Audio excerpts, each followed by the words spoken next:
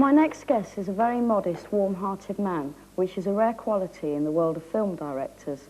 He's made 3 films, 2 of which I have appeared in, which were Jubilee and The Tempest. He is an artist, a stage designer, a film designer, as well as being a film director.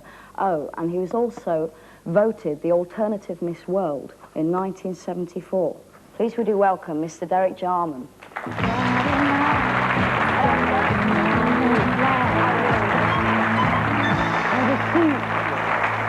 I'm just getting over my so-called interview with this Stanchel, which, you know, I enjoyed it. You did very well. It was frightening. Very well.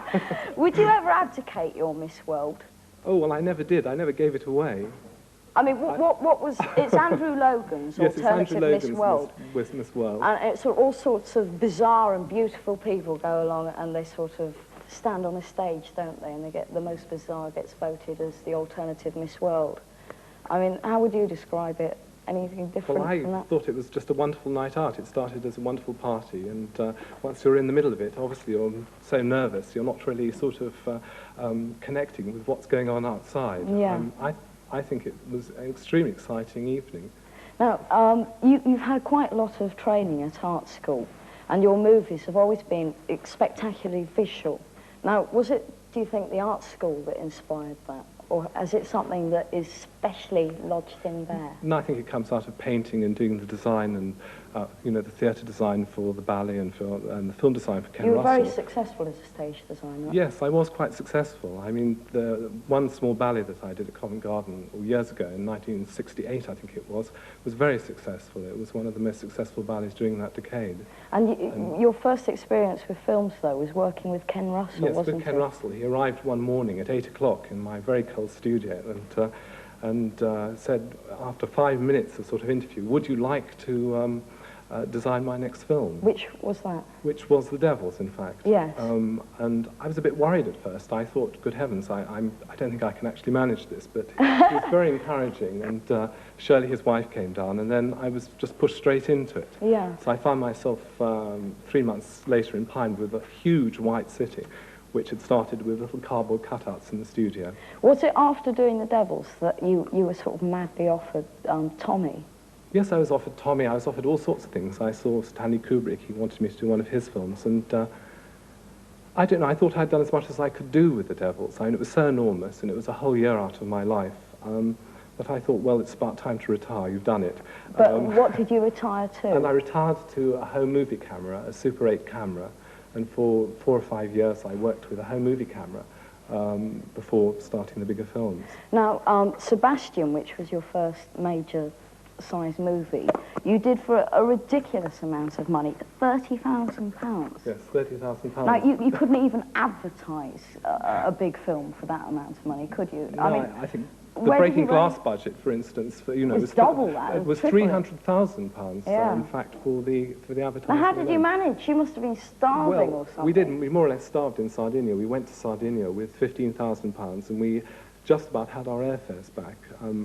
It was actually a very sort of difficult time. I mean, by the end of the time in Sardinia, we had run out of food almost. We were drinking water and wine and eating bread. But the thing is, with your movies, and I've done 2 of them, you have the most exceptional atmosphere that you could starve for a week because everyone is so happy and they enjoy themselves so much. And you have this sort of repertory company, don't you, that you work with.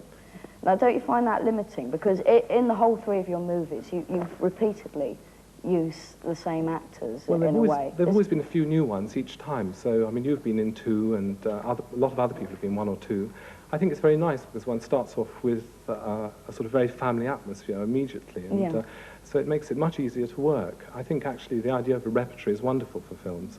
I mean, if there were enough films being made, I'm certain that it would be possible to, you know, keep that going much more continuously.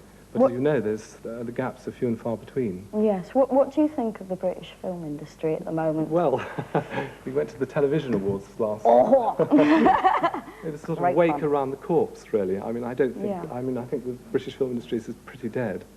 It's very sad because it could be live and vibrant, but in fact, nothing's happening why do you here. think it isn't? Is it a genuine shortage of money or a genuine shortage No, I think everyone's eyes are on America, and so they all want to do American films, sort of mid-Atlantic films. But and they never look back here, in fact. In the public eye, though, films like The Shining and The Awakening. They're vast crowd pullers because they're so sort of sensational in a way to watch. Now, do you think there is a British director and producer that could produce something as, well, commercial, commercial talks? Well, I think The Alien was very commercial, I think, as an English film. It was a beautiful yes, film. Yes, it was wonderful. I mean, it was an extremely commercial film.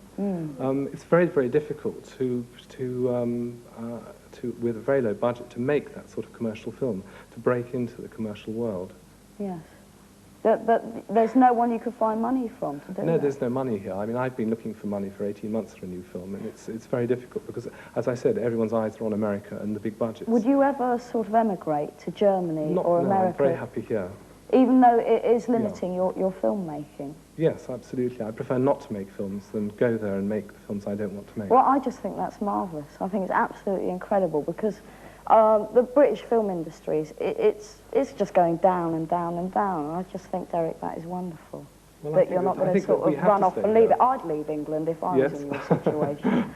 What is your next... I have been offered a Hollywood film in any case. I mean, so... Have you got a next project? I have a next project. I've got several next projects, in fact. I have a film called Neutron, which I wrote with a young writer called Lee Drysdale, which is set in a sort of post-nuclear landscape. It's a fantasy film.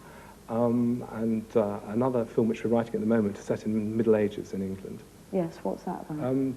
Well, it's about an anchoress and the Black Death. Oh, marvellous. Would you ever consider doing a rock musical or anything highly fashionable? I think Jubilee was my rock musical. That's marvellous. We were both at the New Standard Film Awards, and I know that you were disappointed because, well, there were so many films nominated, and The Tempest got 3 nominations. I think we had 4, actually. Was it 4? Yes, well, we had 4. And The Tempest wasn't shown once. Yes. Now, does that depress you in any way? It does slightly. I would love to have seen The Tempest actually on the screen, and it's very difficult. I mean, if you're working outside the television companies, it's almost impossible to get your material shown. It's not like Germany, where they're working with independent film directors like Fassbinder and people like this. Here, it's almost impossible. I mean, one's not been welcomed to show one's films on the television. Yeah. The buying policies sort of preclude independence. What was it like working with Shakespeare? Did you have any difficulty? Oh, none at all. I thought it was wonderful. But you actually... He and I got on very well. You actually edited the actual story, though, didn't you? Yes, we cut a lot of it. I mean, it would have been 2.5-hour films. Didn't that frighten you at all? You're actually cutting words out of the greatest poets. No, not at all. I mean, he altered his source material. I mean, he made Richard III a bad man, and Richard III was a very good man. He did a really good hatchet job on him. But The Tempest was your favourite story, wasn't it? Yes, it was quite my favourite story, in fact. You've been wanting to do it for ages. Yes. Why was that? I don't know. I started falling in love with it, I think, when I was about 18, and for years and years I kept on designing it or recutting it for Super 8 films, and then for this project. There was something about it. It was the idea of forgiveness, I think, at the end. There's a scene at the end of The Tempest where Elizabeth Welsh comes on during the wedding scene and sings Stormy Weather. Now, why did you put that in? Because it wasn't in the script. Elizabeth Welsh is absolutely wonderful. I saw her sing, and I thought that it was the most wonderful evening. And I thought, how am I going to make a film with Elizabeth Welsh? And then there was The Tempest, so I put her in that. Oh. Derek, thank you very much, and I wish you all the luck for the future and your future projects and everything. Ladies and gentlemen, Derek Jarman.